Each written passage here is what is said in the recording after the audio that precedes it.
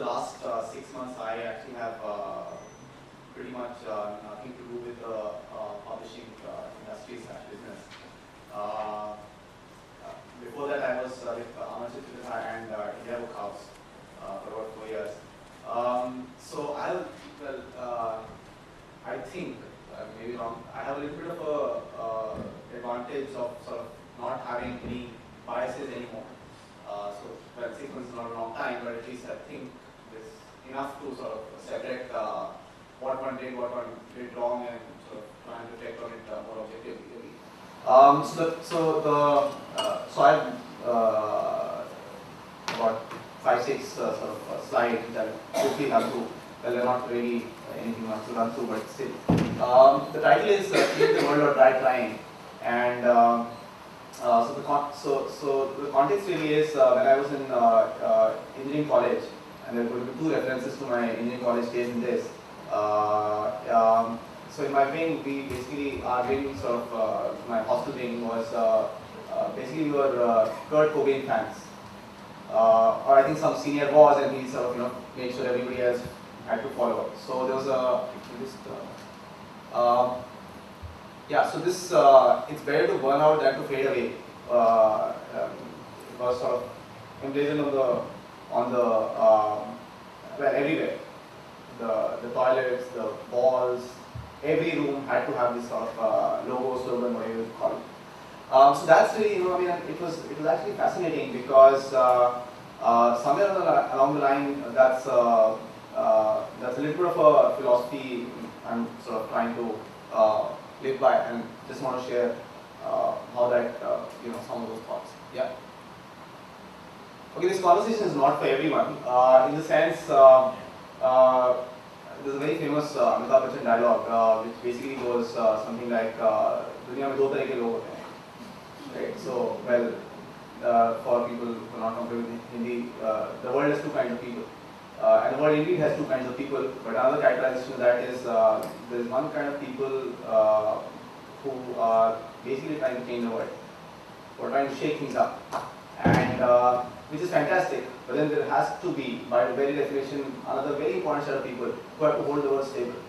Because if everybody is shaking it, then clearly it's not going to work. From what I've been hearing a lot of you talk about, and just personal conversations during the events and stuff, I think a large number of people, and I don't know everybody personally, but large number of people in this room are people who fall in the first category, and that's what this conversation probably is most relevant for. Okay, so I'm going to very quickly sort of talk through my insights. So this is the second when sort of I read that I give an insights talk. It was obviously a little daunting. So I asked my friend Shalini to give me a cheat sheet, which she sort of very nicely did, but it was so complex I'm not able to use much of it. And so this logo actually, I was going to claim that I created this especially for this talk. But this was actually a newspaper that I sort of started again at engineering college, and which sort of survives till date and does some very interesting work. So,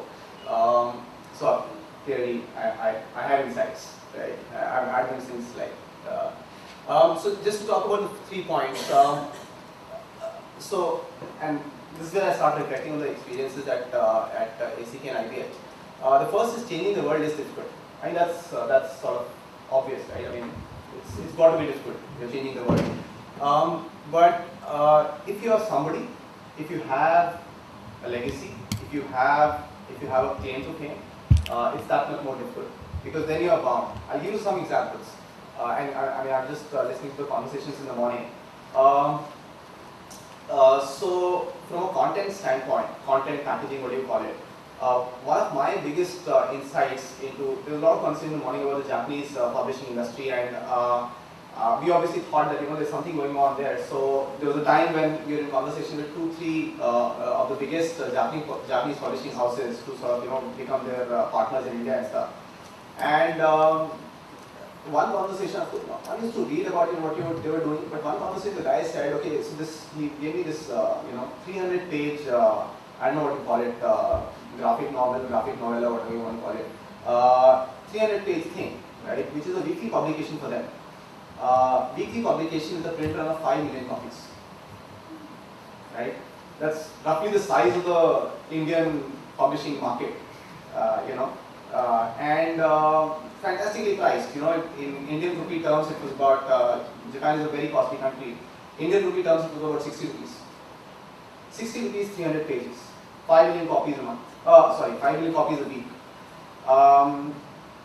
And I think, those are numbers that none of us ever dreamed of, right? I mean, it's just unbelievable. I mean, if anything in this country other than soap sold 5 million, I think we'll be happy. So we said, okay, fair enough. This is very interesting. How the hell are these guys doing it? Clearly, pricing is a big factor, right? Everybody says mainstream, graphic novels are mainstream in Japan and so on. They didn't become mainstream overnight. I don't understand the sort of history so well, but clearly some structural shifts happened to really make it mainstream. So this, if you look at this 300-page thing, they have a way of selling it for 60-70 rupees in Japan. It's printed pretty much on what one would sort of loosely refer to as toilet paper.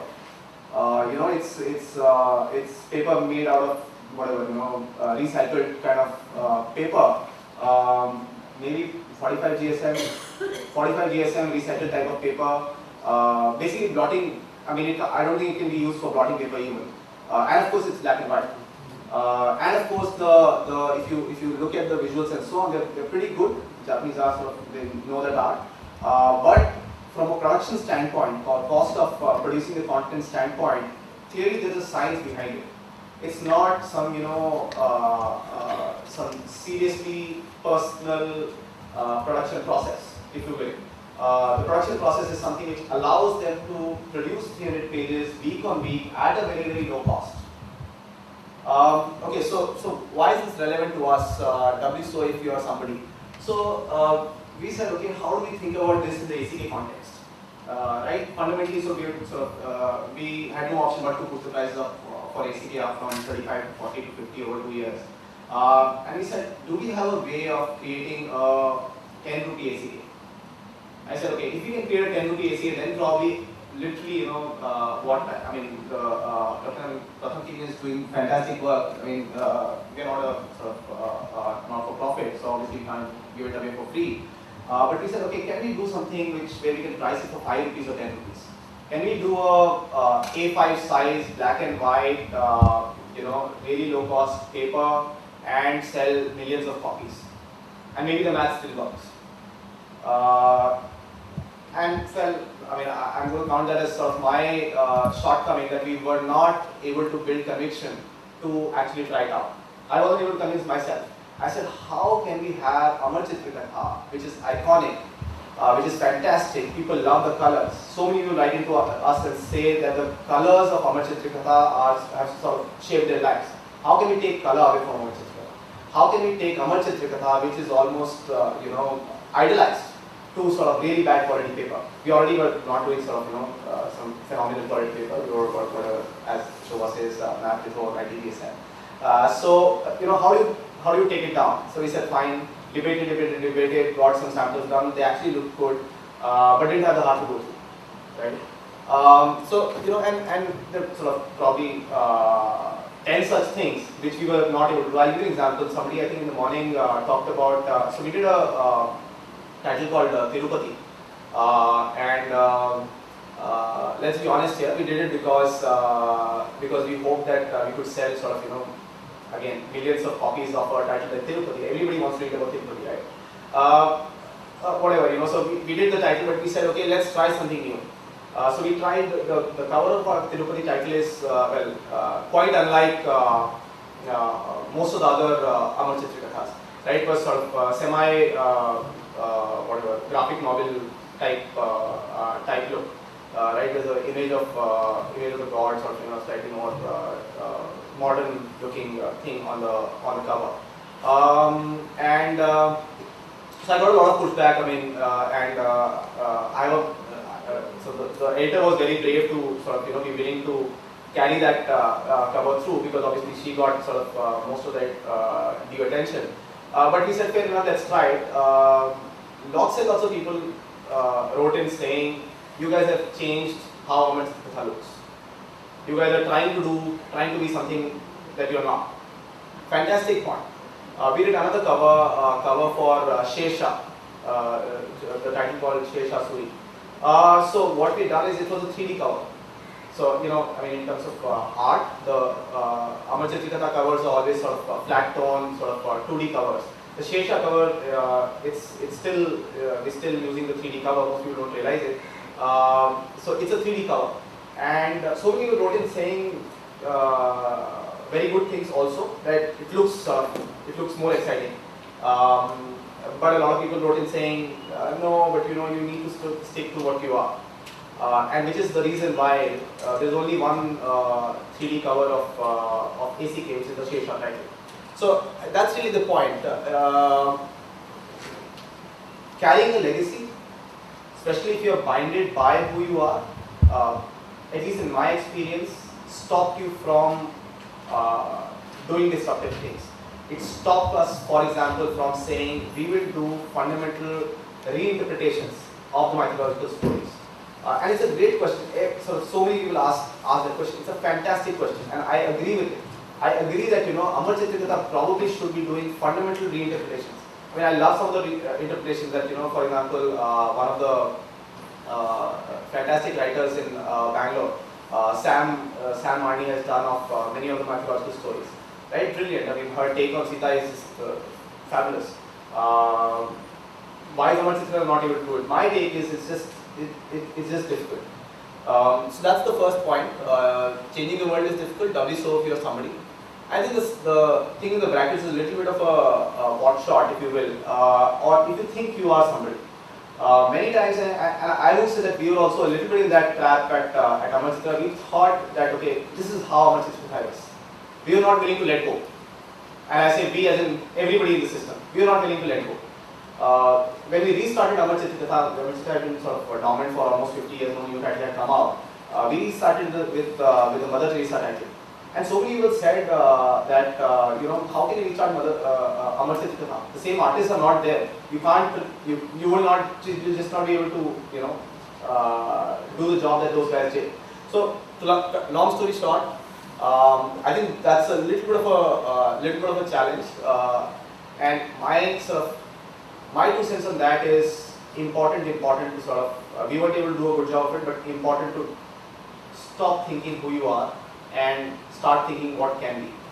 The second point is the world is changing, so it's easier to make a change happen. And I mean, lot of debate, lot of discussion about digital publishing, e-books, touch platform, it's complex, it's difficult. Of course it is.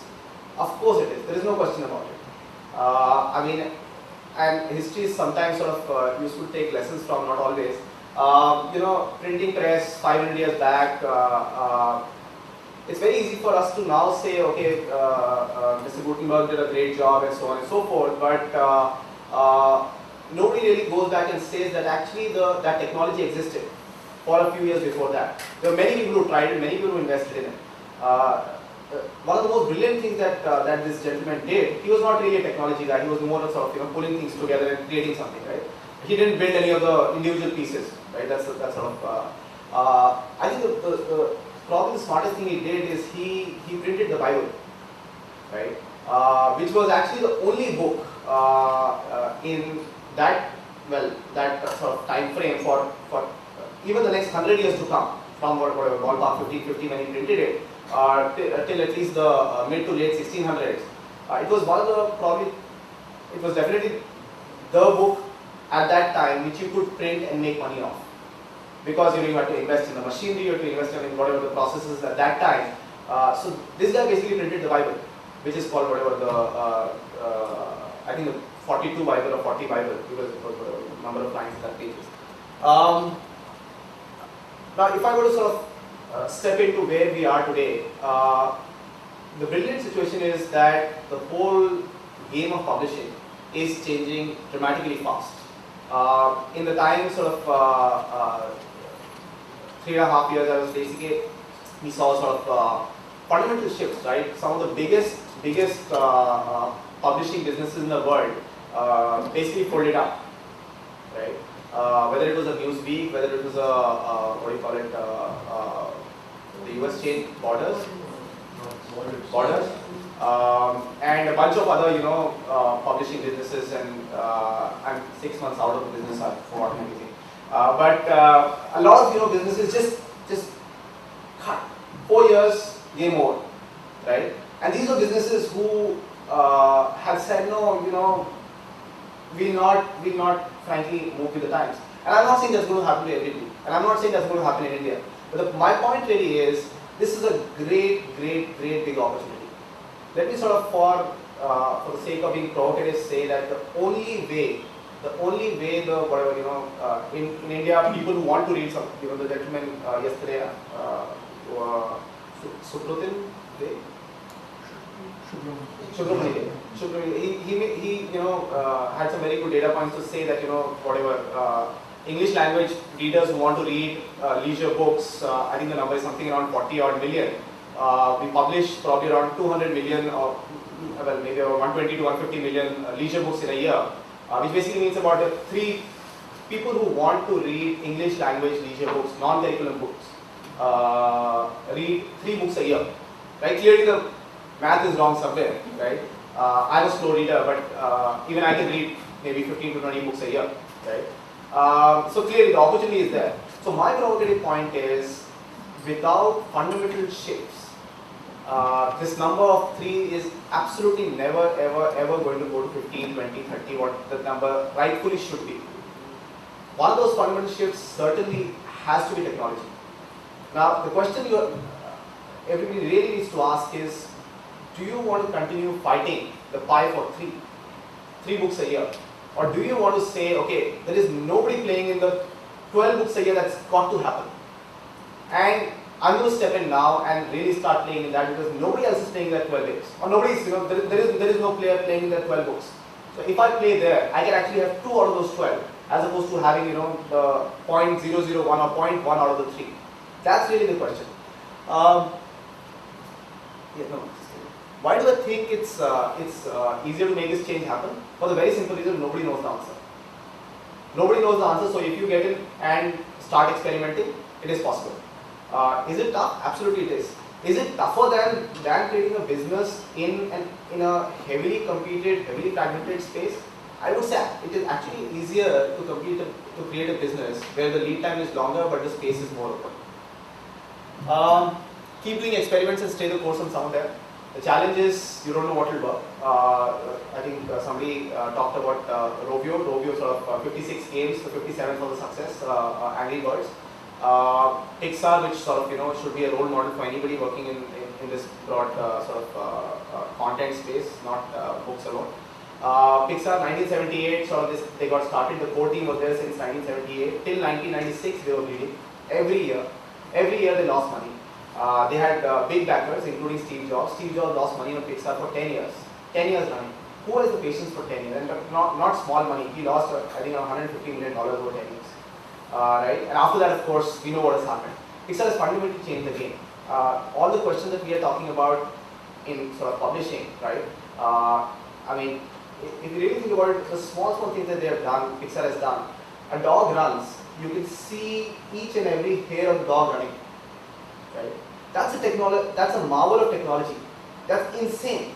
They have basically modeled each hair on a dog's body. Dog's body is obviously covered up hair. Right? So it's a lot more complex than modeling a human body. And that's really the point. Keep doing experiments. Most of them will not work. Find a way you can fund those experiments. That's really sort of how I would like to say. 3 things I would do differently. Hire the youngest people you can. Unfortunate reality. I mean, most of the people in this room, I think, are me for sure, are sort of over the hill in terms of really innovating. We can't do it. We don't understand. So somebody was talking about social media. Let's say for a minute, for assertion's sake, digital publishing, let's say, is the way to go, right? If digital has to be the way to go, the point Shobha made earlier, how the hell do we sell it? We don't know how to sell it. We don't know how to market it. Theoretically, the way to market it is something social. Now, who are these people who understand social? Sir, I mean, I log into Facebook once a day just to see if something new is happening. I don't really understand Facebook. It's those 16-year, 17, 18-year-olds for whom Facebook is probably more central to their life than eating. It's those people. For me, I'm very close to my phone, right? Without my phone, I actually can't eat properly if I don't have my phone, right? But you need the people for whom Facebook is that. They can't eat without being on Facebook, without having chatted with 10 of their friends on Facebook. They don't use email. They only use Facebook inbox. Can you believe it? How many people in this room? Is there anybody in this room who doesn't use email and uses only the Facebook inbox? Both. You do both. Okay, so you do both. So at least there's somebody. You do combination. You are home. Combination. Combination, yeah. So there's some people who are starting to do combination. The 16, 17-year-olds, at least my understanding, I don't know them too well. Although no, it actually also depends. Like if you don't have somebody's email address and Facebook is just that much convenient. Yeah. So, it's just that much more accessible. You can find people. You don't have to be friends with them. You can like track people down and send them a message on Facebook. So. Right. And let me assure you that for me the Facebook inbox was a very new thing, and I somehow was sense that there will be people in this room who don't really understand what that means.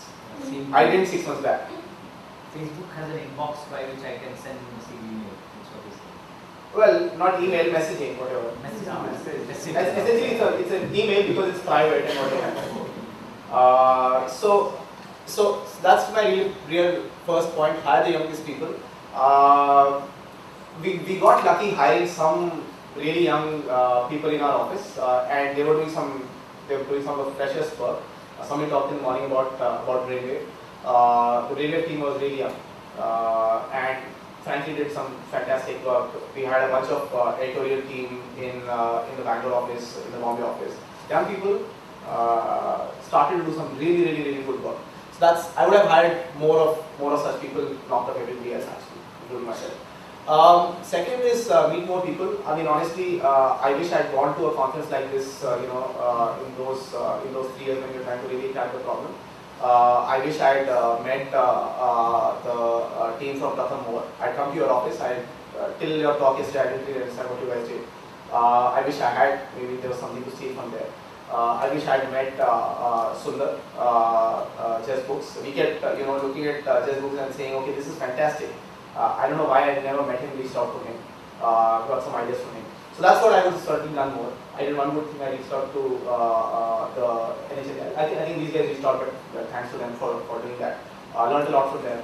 Brilliant stores. Anybody has a chance to really understand how distribution happens at the grassroots. So I visited a bunch of their stores in sort of back of beyond places, Vellore and I don't know where else. My wife was with me on one of those visits, and she said, something's got to be wrong with you to even try and visit these stores. They're basically a restaurant. These guys put up sort of a set of stalls in restaurant, upholstery store. I don't know, all kinds of weird things. But those were experiments. I don't know if they're working or not, but they're experiments nonetheless. Yeah. So that's my. The third thing is do less. Maybe it was just our problem. We're just doing too many things. We're trying to push retail sales. We're trying to create new content in 3-4 kinds of things. Multiple brands, online, touch platform, distribution business. Legend of Katha, which is a massively multiplayer online game. ACKpedia, which was many of those things never sort of saw the light of day or whatever. ACKpedia, which was intended to be sort of the Wikipedia for all content related to India. I'm saying please don't sort of think knowingly, but anyway. So just too much, just too many things. Some of them we did well, but because there were just too many things, we weren't able to do too many things really well. And that's, I don't know, maybe if that applies to other people. Cut down brutally. And that's what we are trying to do in my new business. I run a furniture retail business now. We do very small number of things. We do only furniture, we operate in only 3 cities. Our online site is very basic. We don't have 70% of the features the e-commerce site should have. So yeah, that's the third.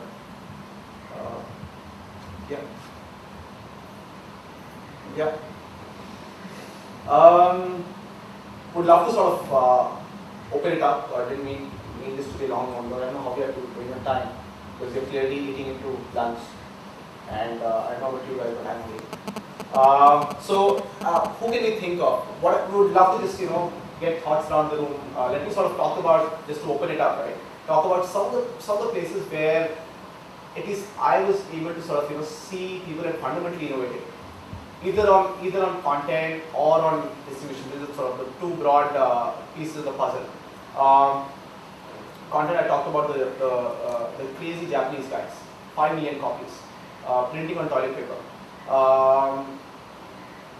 We try to innovate a little bit with some imprints. We try to innovate with Brainwave. We brought out Super D48, which is sort of the first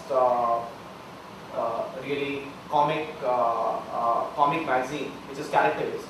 It's a single character, Super D48, only on Super D. A bunch of things happens around Super D. Was doing exceedingly well, at least. I mean, I'm not sure whether it's related, but I'm pretty sure it continues to do well. Talked about NHM, brilliant distribution, Chess Books, which I think I'm a big fan of. Pratham, I think, brilliant set of innovations. Love to hear thoughts from 4 other people who you are seeing, or of course you can talk about your how you are trying to change the world. Okay, guys, I know it's lunch. Asking the same question, Suzanne, how do you adapt that model, right? Where you're doing, that's a Japanese model that talks about comics and Yeah. fan publish, and they've obviously got the factory set up where you have things turning out. Yeah. And like Rakesh was saying in the morning, they make an epic every month. Every month they do epic starting in Japanese culture. Absolutely. And you have that entire base, and but they also have 60-year-olds reading comics because they've got comics specifically for 60-year-olds, which is on economics and all that. And you've got housewives and you've got kids, and they have an entire range. But the model, I'm saying this because like we have this idea of doing an anthology thing, on print cost, and basically get out to people at print price, so people will check it out. Yeah. But the idea of doing, like you're saying, So let me give some examples, right? I mean, somebody in the morning asked, I was listening to a question, wanted to respond. Somebody said why people don't have, I mean, probably very relevant to you, right? This is a question asked of you. Why don't we have strips in India, cartoon strips? Right? Why don't we have cartoon strips in India? there is We don't have a sense of humor. No, because there are some things No, I'll tell you why we don't have cartoon strips. I think it's The answer is a distribution problem. The cartoon strip is a syndicate. Where you want to publish the cartoon strip somewhere, right? All the cartoon strips are syndicates controlled by 3-4 syndicates. For a new cartoon strip to break in is close to impossible. I know it's a very weird thing I'm saying, but I've broken my head against it. Talk to as many so fair enough. A new newspaper may entertain, but that doesn't help the cause, right? New newspapers or magazines, just the circulation is not there. You don't know whether they're surviving, not surviving, all other complications. That's the real problem. So I am saying cartoon strips, I personally think, is one of those things which is going to take off in India at some point in time. And I'm saying, do it only online, only Facebook. there are something on Tamil. Absolutely. Tam brand, right? Ding couple. I mean, people sort of, these are sort of guerrilla operations. The Tamgram thing is a great example, fantastic. I mean, of course, it has slightly sharper niche following because Tamrams love it. At least I don't understand it. I read it because, trying to find ways of making fun of Tamrams, but I still don't understand it properly, with all due respect. Ding couple. This is a story of two real life people who have sort of portrayed themselves as a ding couple, which is a double income, no kids couple with a crazy lifestyle and how they go through a crazy lifestyle. So this is actually a friend of mine who's, well, now he runs at times, so they're pretty much stopping it. But the followership they built up just releasing ding couple every week on Facebook. They probably had, you should check it out on Facebook. I mean, few thousand followers coming in. Now, how will they make money? I don't know. Is there a way fundamentally over time that they make money? Absolutely. Absolutely. Can a movie produce on it? Probably. I mean, it's a model that works everywhere else in the world except in India, where actually webcomics are very successful. There are people who have quit jobs just to webcomics, and they make enough money to live decently and raise the family and everything. Yeah. As he says, actually Absolutely. it is catching on here. Because I have a son in engineering college who says that there is some senior who's started this and has a huge following, and other kids are getting into it as well. There's Fly You Fools by Sadat, who basically takes photographs and he does that. That's big. I mean, Yeah. Yeah. Even for getting into a start and taking better than Twitter, but that's big in India. So. Yeah. So that's, I mean, I don't know what are all the answers. I don't know. But are there answers possible? Is there a way of going about it? Absolutely. In my head, my push is completely digital, but that's just me, right? I'm probably for the reason that I don't understand how to make the non-digital piece really work. I think it's tough. But the Hence- the experiment you wanted to do, 5 rupee, 10 rupee black and white thing, would that work? Who knows? But I was trying to try it. We sell 2 rupees in the No, millions. that's Yeah. So I'm saying for us, we sold 10 million of those fellows directly. We've shipped out print ready CD to governments and they've done their own thing with it. So 10 million is just what we've done with those little fellows. Yeah. So I mean, we did one experiment with something which we were able to price at about 11 rupees. It was an institutional sale, but the response we got was fantastic. A5 we couldn't do it. It was print, but the total cost really thin paper. I don't remember what it was, but total cost of printing was about 3.5 rupees or so. 3 rupees. How many pages? 32. One full black and white color. This was color, but really, we did some bunch of innovations around it to reduce the cost. Very good response. It looked decent. Looked actually quite cute. So I mean, is it possible? Are different things possible? I mean, yes. What are those different things? I don't know. So yeah. What other people you guys think are innovating and I have not spoken about? Chumbak. Chumbak. Okay. Does anyone know what Chumbak? Yeah. They 2 years. I mean, we started the same time, Chumbak with us, and they basically sold a house in Bangalore, which is crazy to start that. But they did, and they're big. And seed funds is investing in them. Yeah. And they're going there. They have 60 stores in Japan. Yeah. And the stuff they sell in Japan is not sold in India because Japanese or something else completely different. Yeah. But Vivek, I mean, I've met him and he wants to be global and he will, they've really caught on that. Yeah. And amazingly, they don't give, like I was asking him because we're creators, like my friends work with them and they don't give credits to creators. Yeah. But they're saying the brand, even their names don't come up anyway. They're very focused on the brand. And they're getting into web, like they're going to produce short animations on the web. And I mean, their vision is completely different. But they got the right thing, the gifting and the Indian thing. Yeah. And we've been using Chumbak gifts whenever we have international storytellers or guests who are coming in, so we know where to go. We have to go to Chumbak, pick up something for them, and that will be exciting enough. So we've been using Chumbak quite often. Okay. So that's one. Chumbak. Let's try and get to a list of at least 10. No. And I mean, there are lots of people in this room who are not. So okay, let me go. Chumbak, one side, name these guys, NHL, Strata, Facebooks. I personally loved the Mango Reader. I'm on this innovation. I wanted to write stories around the visuals, which basically means it was so powerful that they were doing something without words and experimenting, right? And well, it's an experiment that thankfully worked. I would say the draft Tamil whatever the pulp fiction thing was interesting. You guys are the content gurus here. Who's? Or you guys think nobody other than you is innovating? Which is okay. Which is who's innovating on distribution? On content, there's a, I know, do you know Little Latitude? No. Prashant Miranda? Yeah. Yes. Prashant has done a book with a self-publishing guy, Vinay, he was a good friend again, and we met because he was trying to find out how do you self-publish. And I mean, I was supposed to be the guy who knew it, and I didn't, but The books are good. his Very nice. books are brilliant. He's got these 350 rupee board books, produced in Singapore, illustrated by Prashant Vinayanda. They priced it, I think, 500 or 350 something. Correct. I've seen them, yeah. The books are beautiful and it's a gift. Like I've gifted, I think, so many copies to friends with kids, and I keep getting more copies because it's a beautifully produced book. They understand what the child needs.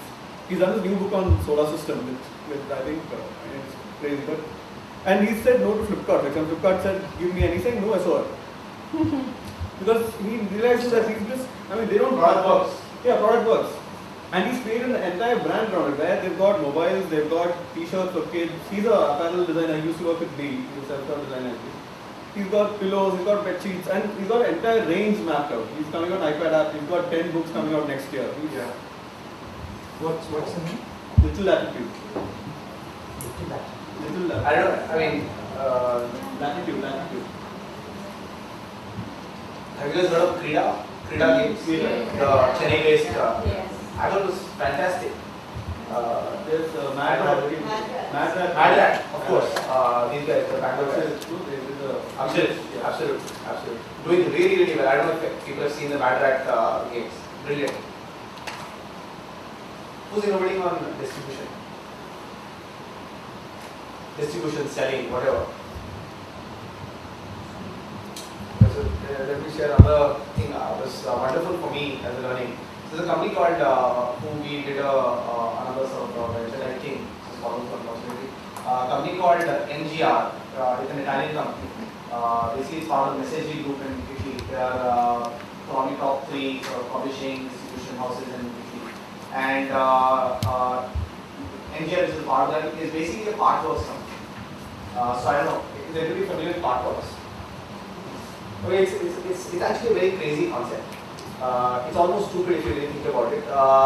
So the story this guy told me was, so I asked him, I'll describe how the business works. The business works, so it's Partworks, so it's a product which will come to you in parts. So it could be this table, right, which will come in because that's a more funny story time. This comes in 50 pieces, 60 pieces. Every week you will get this much of the table and you will slowly put it together. And it will be a content plus thing. Or it could be only content also, but basically you build a collection. So I said, and the point, it's a brilliant business because how it works is the first 3 issues they price low and market the heck out of it. Go on television, just market heck out of it. So first 3 issues they do that. Price low, give freebies along with it, just market the heck out of it. So let's say they said 100, the first 3 issues. First issue 100, second issue 95, third issue 90. Okay. After that they pull out the marketing to that extent. From 90, it drops to 35.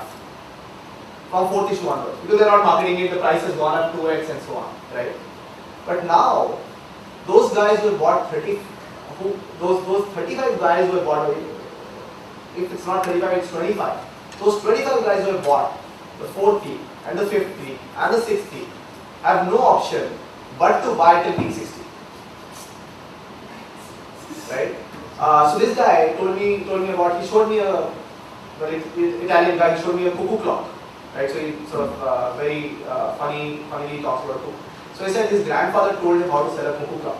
So I said, it sounds silly, right? Who would buy a cuckoo clock in 60 parts?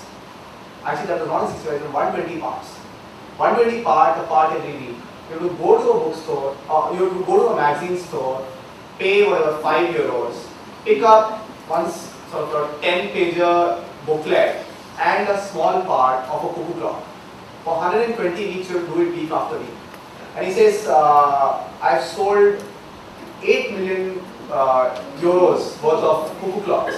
And it's crazy profitable business because you know exactly how much you're going to sell, you know, your predictive models, you know exactly how much you're going to sell for 120 weeks. So you produce exactly those quantities. After the first 4 weeks is your investment, it works, it doesn't work too bad, take it out. If it works, 120 weeks you know exactly the amount of pieces to produce. So the margins become absolutely fabulous. There is no more marketing after that.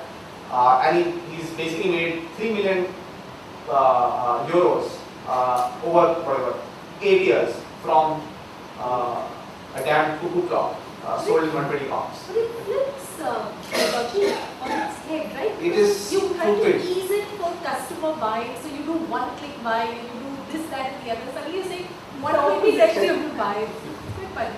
And you have to go to a store to buy it every time. And you have to pay 5 euros. And if you miss even one piece, you can't make it. Can you believe that? You miss one piece, you can't make it, and it's not available anywhere else. So later, of course, they sell at a premium, missing pieces.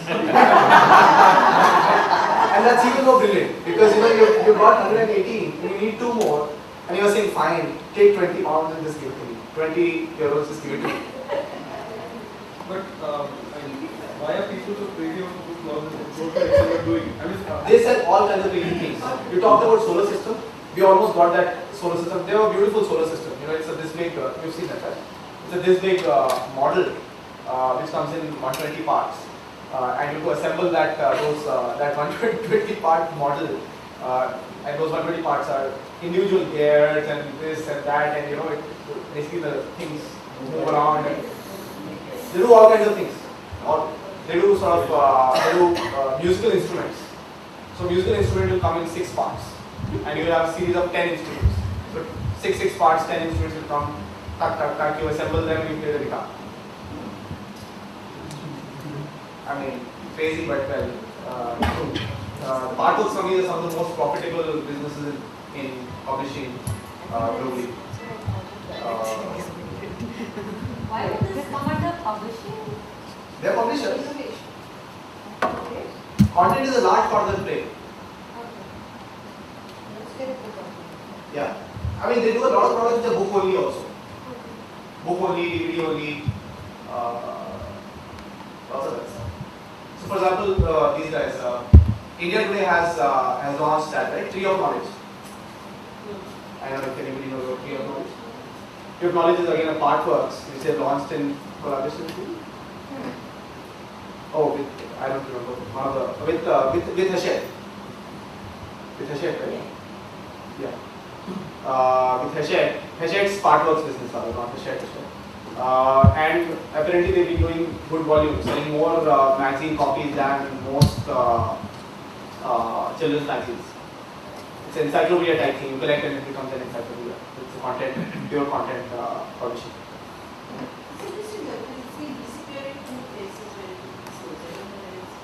Maybe it's not working. First 6 months it was working. Yeah. And the retailers were just talking about it and they're selling more of it. Yeah. So okay, I'm going to close it at this note. Yeah. Okay then. And that's really the question. I would like to believe yes. Just the number of ideas in these rooms in the last 2 days has just been brilliant. As an outsider, I'm going to keep looking forward to lots of innovation happening. Thank you.